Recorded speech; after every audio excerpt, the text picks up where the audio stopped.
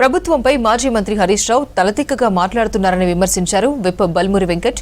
Harish Rao blackmail రావు అన్నారు. Ham రోడ్లపై అడ్డగోలుగా మాట్లాడుతున్నారని మండిపడ్డారు. బావా బామ్మర్దులు అధికారం కోసం పోటీ పడుతున్నారని విమర్శించారు. ఇకనైనా కేటీఆర్, హరీష్ రావు శకుని పద్ధతి మార్చుకోవాలన్నారు విప్ అద్దంకి దయాకర్. హరీష్ రావు పూర్తిగా చంద్రముఖిలా మారారని అన్నారు. బావకళ్లలో ఆనందం చూడడమే కేటీఆర్ కు కావాలని, హరీష్ రావు ఎప్పుడు బీజేపీలోకి వెళ్లారోనని కేటీఆర్ బాధపడుతున్నారని తెలిపారు. అధికారం కోసం ప్రభుత్వంపై ఆరోపణలు చేస్తే ఖబర్దారని హెచ్చరించారు నేతలు. ఈ బావబామ్మర్దులు ఇద్దరు కూడా 10 ఏళ్ల అధికారంలో ఉన్నప్పుడు అడ్డగోలుగా అక్రమాలకి పాల్పడి అందరినీ బ్లాక్మెయిల్ చేసి అధికారంలో ఉన్నప్పుడు అడ్డగోలుగా డబ్బులు సంపాదించుకోరు. ఈరోజు మళ్ళీ హ్యామ్ రోడ్ల గురించి కూడా ఈ రోడ్ కాంట్రాక్టు టెండర్లు ఎవరైతే ఈ రోడ్ కాంట్రాక్ట్ చేస్తారో 10 ఏళ్ళు వీళ్ళు చేసిన అరాచకానికి ప్రభుత్వం ఏర్పడినాక ఎవరు కూడా రోడ్లు వేయడానికి ముందుకు రాలే. వీళ్ళు ఏదైతే చెల్లించాల్సిన బిల్లులు వీళ్ళు చెల్లించాల్సినవి చెల్లించకుండా వాళ్ళని ఇబ్బంది పాలు చేస్తే ఎవరు కూడా బయటకు వచ్చి టెండర్లు వేసే పరిస్థితి లేకుండే.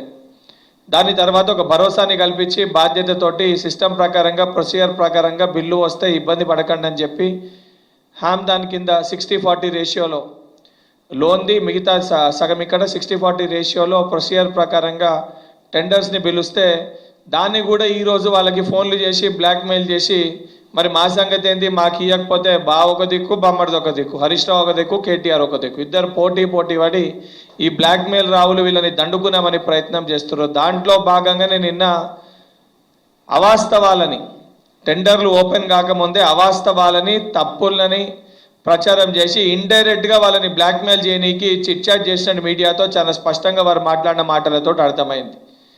ఇంకోటి మహిళలపైన అత్యాచారం గురించి, అరే బాబు, మీ కుటుంబంలో ఉన్న కేటీఆర్ తోడబుట్టిన చెల్లె, నీ మరదల్ని, మీ కుటుంబంలో ఉన్న మహిళనే మీరు ప్రతిరోజు ఏడిపిస్తుర్రు. మీ కుటుంబంలో ఉన్న మహిళనే మీరు రాక్షసులు, మీరు నీచులు అని చెప్పి బయటకు వచ్చి మాట్లాడుతుంది. అడ్డగోలుగా మీ పైన ఆరోపణలు చేస్తుంది. ఆరోపణలు చేసేదానికి ఇప్పటివరకు మీకు సమాధానం చెప్పే ఇంగిత జ్ఞానం లేదు. ఈరోజు మీరు వచ్చి తెలంగాణ రాష్ట్రంలో కాంగ్రెస్ ప్రభుత్వం సరిగా పనిచేస్తలేదు, మహిళలపైన అత్యాచారాలు పెరిగిపోయినాయని చెప్పని సిగ్గు లేకుండా నోటికి వచ్చినట్టు మాట్లాడుతున్నారు.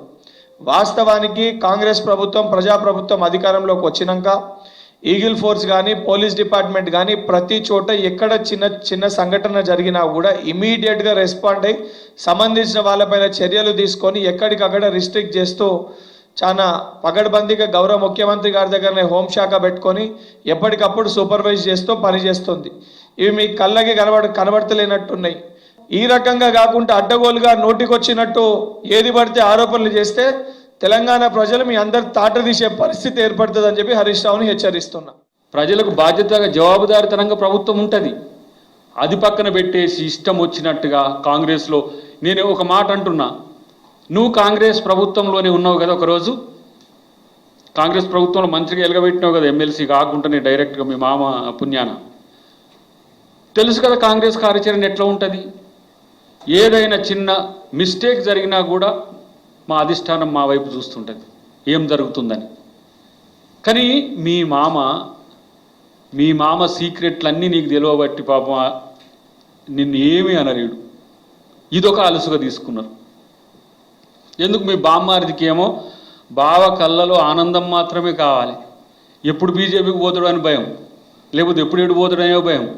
దీన్ని సందు చూసుకొని నా రాజా ఏం మాట్లాడుతున్నావురా బాబు హరీష్, నువ్వు ఈ కథలు ఇంకెవరికి చెప్తారు మీరు తెలంగాణలో?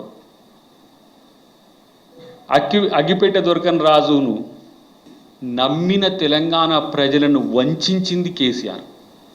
అదే జాతి పుత్రరత్నాలుగా, అల్లుడు రత్నాలుగా వీళ్ళు తయారైంది. తెలంగాణ అంటే ప్రేమ ఉంటే కనీసం తెలంగాణ రాష్ట్రంతోనే తీసేసారు. భారత రాష్ట్రంతోనే భారతదేశాన్ని దోచుకోవడానికి పోయినరు. ఆడ కానియలే, నేనే ఉన్నాం అన్నాడు మోడీ. నేనున్నాక నువ్వెందుకు ఈడికి వచ్చాను, మళ్ళా వెనుకకు వస్తుంది. మళ్ళీ ఈడికొచ్చి మళ్ళా శుద్ధపూసలు లెక్కలు చెప్తా ఉన్నారు, మేమేదో మంచి నాయకులం అనేటట్టుగా. ప్రజలు మిమ్మల్ని తిరస్కరించడం కాదు, బండకేసి బాధిండ్రు, జీరోకు తెచ్చిండ్రు ఎంపీలలో. అయినా కూడా నవ్విపోదురుగాక నాకేటి. కాబట్టి ఇలాంటి నా సిగ్గు నా లజ్జ లేకుండా వ్యవహరించడం బంద్ చేయండి అని చెప్పి ఇద్దరికి బావబొమ్మార్దులకు, మా ముఖ్యమంత్రి గారి భాషలో చెప్పాలంటే బిల్లా రంగాలకు హితవు లాంటి హెచ్చరిక.